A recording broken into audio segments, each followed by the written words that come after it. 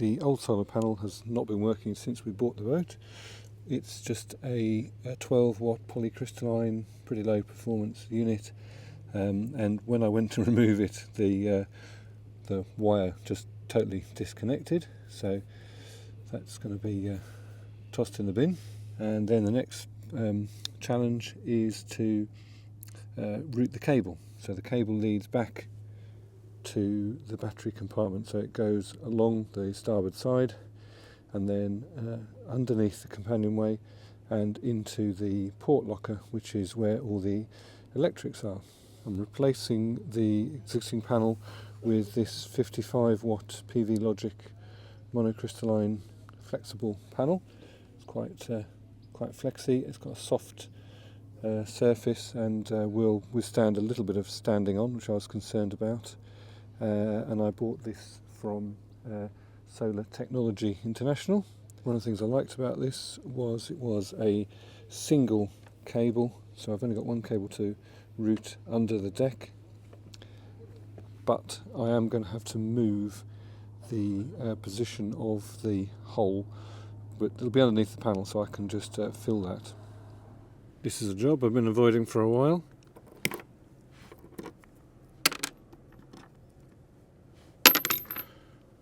That's just going to go back through into the cabin.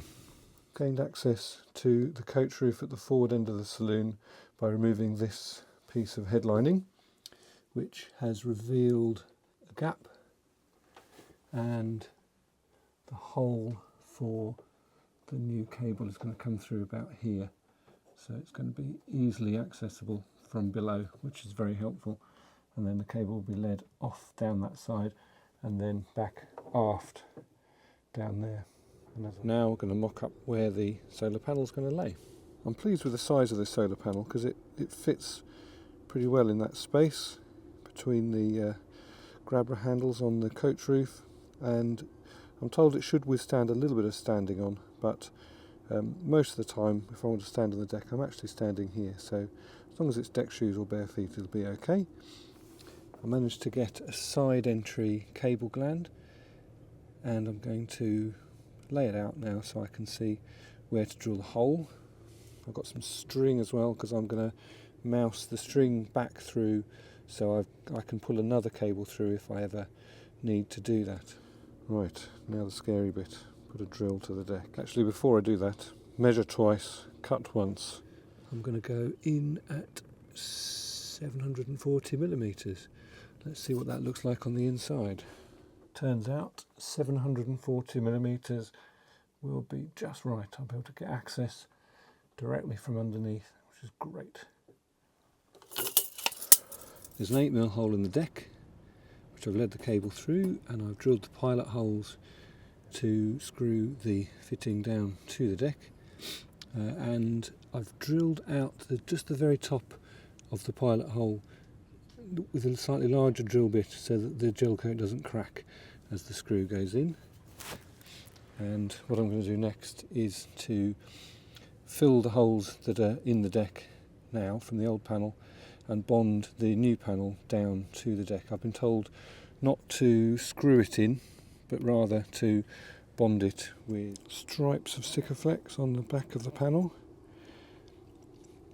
extra to support the cable gland on the other side of the panel. Filled the holes in the deck, and I've put a little bit in the pilot holes for the deck gland, and I'm ready to flip it over and stick it down. So the panel's secured down on a bed of Sikaflex.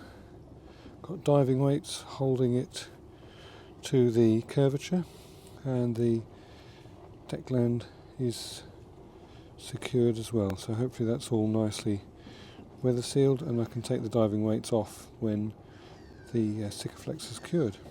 In the interior of Molly, I've brought the cable from the battery compartment into the starboard locker and then up behind this panel here, and then the cable runs along the roof line. When I tried to pull the cable through from the outside, it wouldn't go, it was jammed. So I decided to cut a hole in the fiberglass interior panel, having taken the headlining off, and it still wouldn't come. I made a hole that was big enough I could actually get my phone camera and a torch in there, and I could see the wire leading off over to the starboard side. So what I found was, having taken off the forward headlining in the saloon, I did actually have some access there, so I was able to pull it through. The cable goes around a corner here, and it snagged where the join was, but I was able with my fingers just to ease that through. So I've got my mousing cable through into the saloon, so I'm ready to do the cable run.